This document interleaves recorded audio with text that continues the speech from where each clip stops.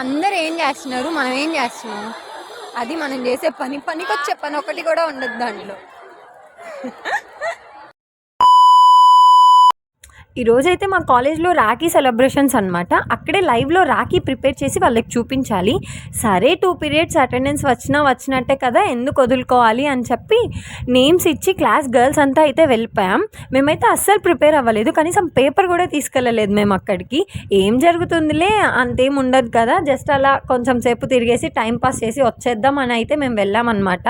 కానీ అక్కడికి వెళ్ళి చూస్తే ఒక్కొక్కరు ఎలా చేస్తున్నారు, జూనియర్స్ అయితే పోటీగా చేస్తున్నారు. మేమైతే కనీసం పేపర్ కూడా తీసుకెళ్ళలేదు. అసలు ఎందుకు వచ్చాం, క్లాస్లోనే ఉండిపోవాల్సింది అనుకున్నాం. వచ్చి మరి మా పరువు మేమే తీసుకున్నట్లయింది. సరే ఇలా కాదు, వచ్చిన పాపానికి ఏదో ఒకటి చేయాలి కదా అని అయితే స్టార్ట్ చేసామన్నమాట. ఫస్ట్ పేపర్తో ఇంకా అది అస్సలు రాలేదు.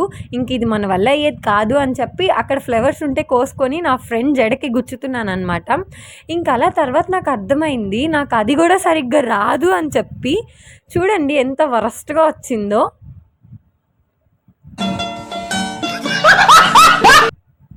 ఇంకా అలా పేపర్స్ తీసుకొని క్రోన్స్ చేసుకుంటూ ఆడుకుంటూ ఉన్నామన్నమాట. మా మ్యామ్ చూస్తూ ఉన్నారు, మీరు ఊరికే వచ్చారు ఏం చేయట్లేదు అని చెప్పి.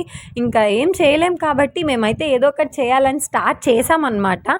అదేంటి మీరేం తీసుకెళ్ళలేదు కదా, మరి ఎలా చేశారు అని డౌట్ మీకు రావచ్చు. జూనియర్స్ దగ్గర అడుక్కొని చేసుకున్నామండి. ఫైనల్లీ మా రాఖీ ఎలా ఉందో తప్పకుండా చెప్పేసేయండి.